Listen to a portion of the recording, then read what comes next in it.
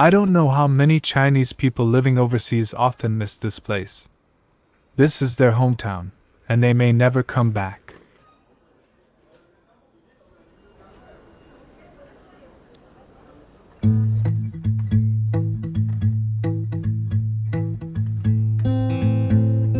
For Chinese people, no one wants to leave their hometown.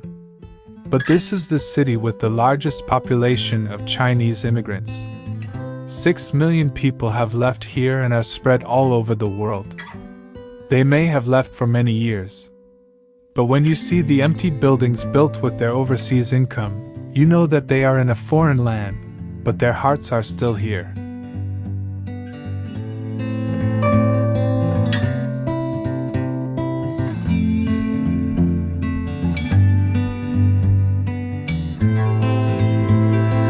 This is Fuzhou, a second-tier provincial capital city with a very low presence. Even as a tourist destination, it is easily overlooked. When I first walked on Yentai Mountain at dusk, the combination of old streets, European-style buildings, and banyan trees immediately fascinated me. After staying here for more than 10 days, I found that in addition to the hot and humid climate, this is really a place where people can stop and appreciate. This time, I will take you to take a closer look at Fuzhou.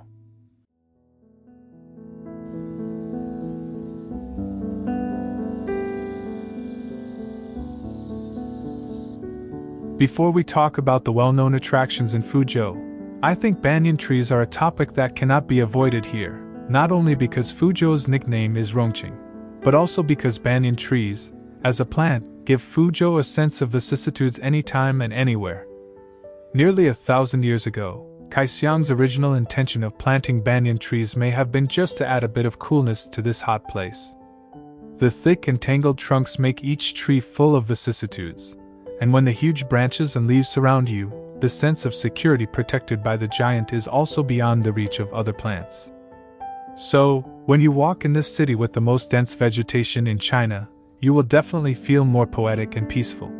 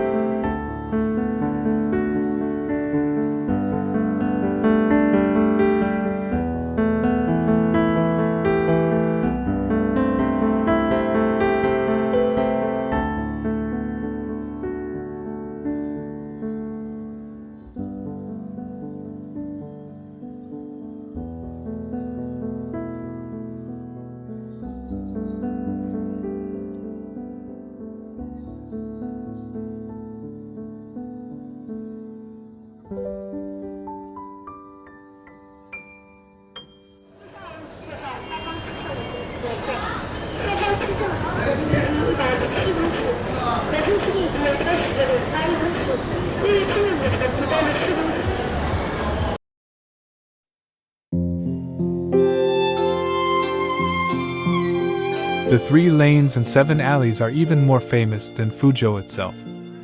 I think people who come to Fuzhou for the first time, including me, cannot avoid this attraction, just like the West Lake in Hangzhou, the Forbidden City in Beijing, and the City Wall in Xi'an. I walked in the 3 lanes and 7 alleys, feeling the ancient buildings in the south of China. I was amazed at how well it was protected, but I felt regretful in my heart. If more places like this could be preserved in various parts of China, our city would be more interesting.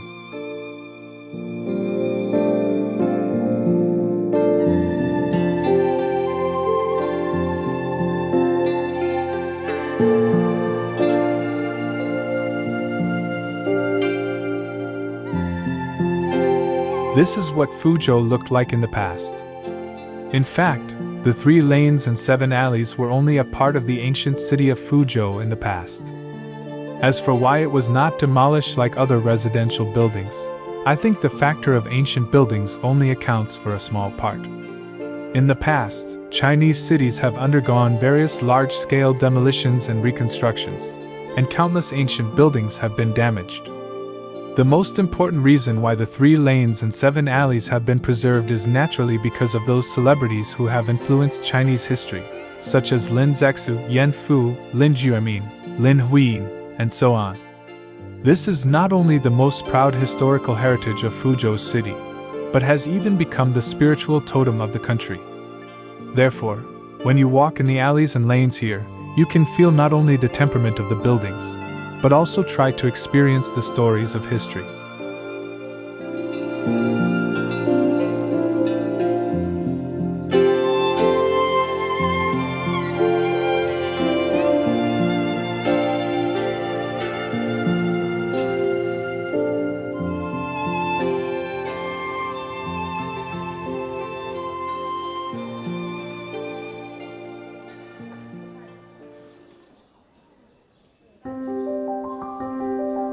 If you asked me why I fell in love with Fuzhou, it is all because of Yentai Mountain.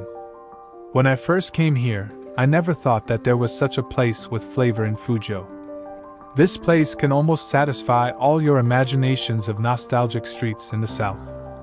The humid air contains the mixed smell of various plants, the banyan tree is always the protagonist, and the buildings surrounded by them are the foil. The road surface is clean and tidy, but it also makes you feel the precipitation of time, and the mottled moss on the wall is the essence. So, when walking on Yentai Mountain, I don't really care about the age of the houses next to it. This taste is right, everything is harmonious.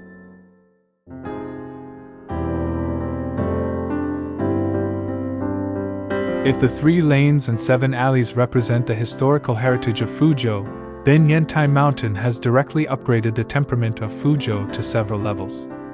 I have to say that Yentai Mountain has done a very careful job in protecting the old city. Not only have the foreign-style buildings been preserved, but the old houses have also not been demolished. I can't imagine how it would be to replace these old houses with brand new small buildings. Therefore, even if these houses are no longer inhabited, they are still making full use of their residual heat.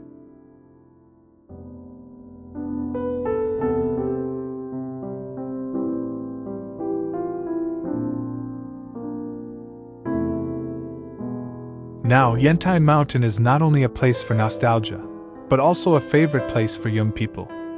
The commercial building design here is perfectly combined with the original temperament of Yentai Mountain, and a sense of luxury can be seen everywhere. It can be seen how important Yentai Mountain is in Fuzhou, and why they take care of it so carefully. I think there are many cities in the country that have such old streets with a sense of history and culture, and Yentai Mountain in Fuzhou is the best protected and rebuilt one I have seen.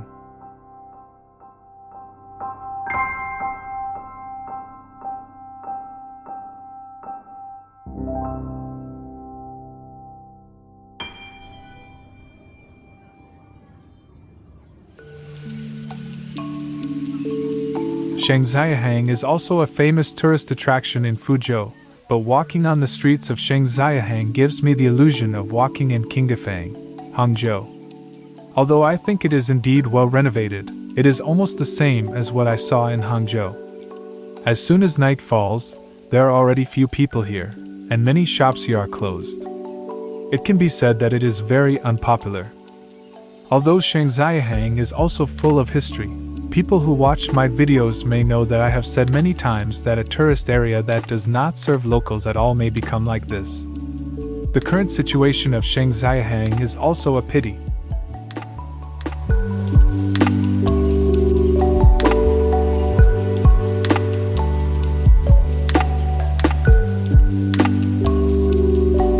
What I just mentioned are some of the familiar attractions in Fuzhou. Compared to the population and area of Fuzhou, the number of parks in the main urban area here is really enviable. There can be a huge park just a few kilometers apart, and there are countless street parks. Small park. I even think that Fuzhou people live in the forest, and it is indeed the city with the largest vegetation coverage in China.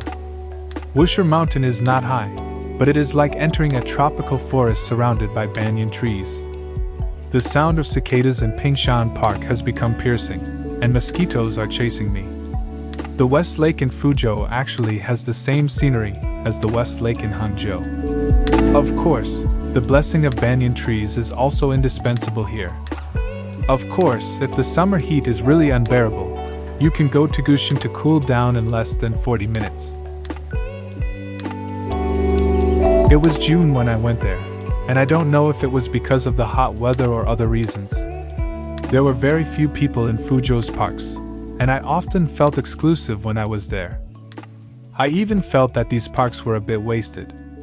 I think it is difficult for you to enjoy such treatment in other cities in China.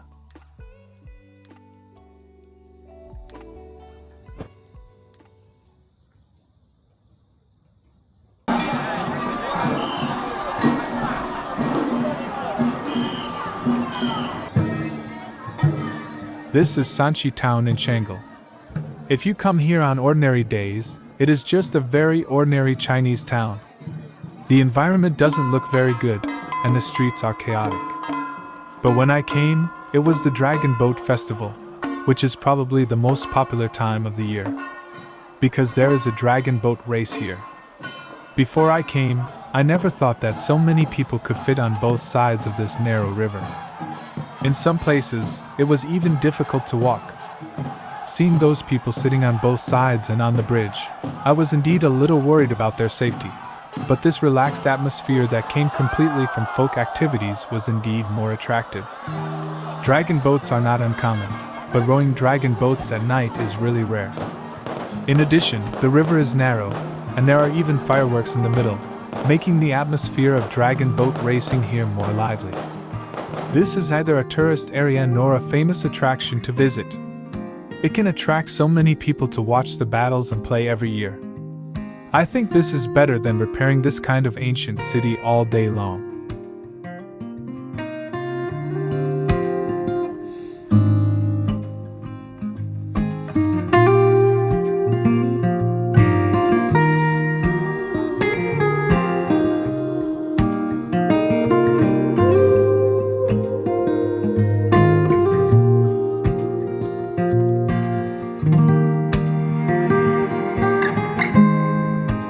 In Shanghai, you will also find many uninhabited single-family houses.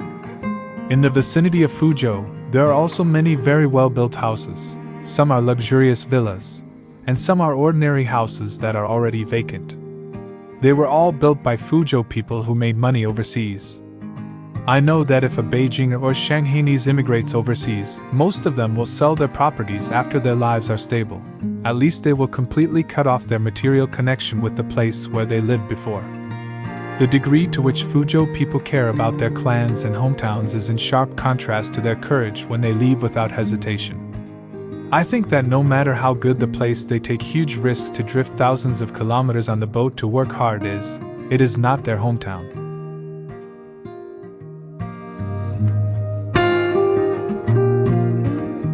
This time I also went to shoot a lacquerware studio in Fuzhou, but the production process of lacquerware is very long, so I didn't get to shoot some of the processing techniques as I wished, only some of their samples.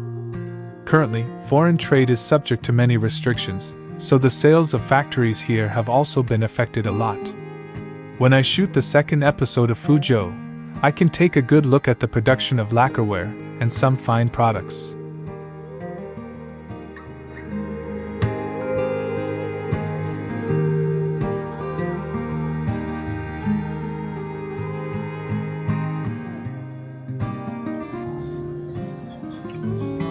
I have mentioned so many good places in Fuzhou. Actually, it is not impossible for you to ask me to pick some bad places, but it is a bit of a nitpicking. Of course, if you are not as demanding as me about the city, this will not be a problem in general. After you have visited the 3 lanes and 7 alleys in Yentai Mountain, you will naturally have a higher impression of the whole image of Fuzhou. But when you walk on some urban roads in Fuzhou, those pure Chinese-style buildings from the 1990s or earlier will look a bit abrupt. They are neither simple nor modern, and the color matching is really hard to describe. This can probably only be solved by time. Fortunately, the municipal administration in the main urban area of Fuzhou is really clean. Even the oldest houses and streets will not make you feel dirty and messy. This is almost at the same level as the Suzhou-Wuxi-Changzhou area. So in Fuzhou City Walk, the clean roads and the banyan trees that can be seen everywhere are really enjoyable. Of course, the premise of all the above is to avoid the summer in Fuzhou. The humidity here will make the body feel much higher than the actual temperature. I got heat stroke when I climbed the Luoxing Pagoda, which has only a few steps, in a temperature of only 33 degrees. So if you find that the temperature in Fuzhou has reached 40 degrees, you can even go to Xinjiang to escape the heat.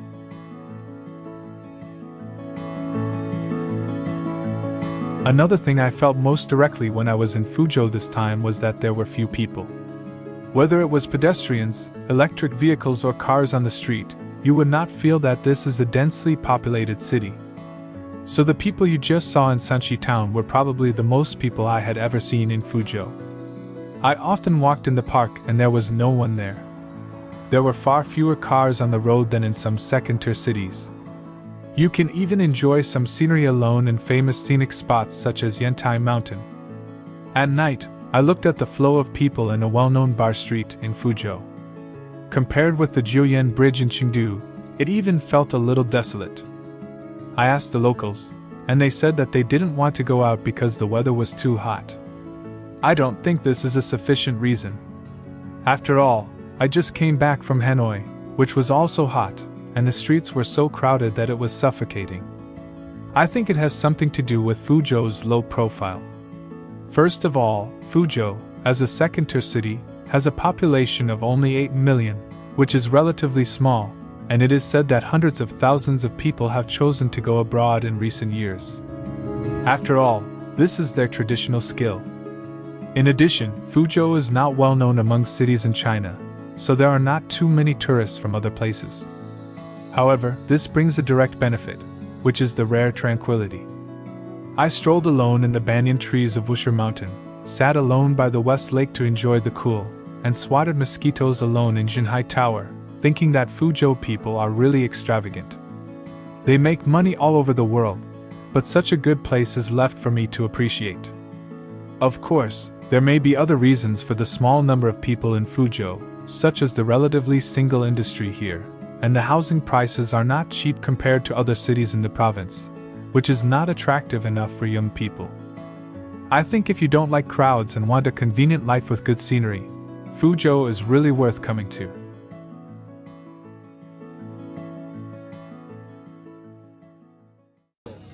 Regarding the food in Fuzhou, I can only say sorry. I grew up in southwest China and have a natural immunity to seafood. Fuzhou cuisine is almost inseparable from seafood. I can only say that I don't have the pleasure of eating it.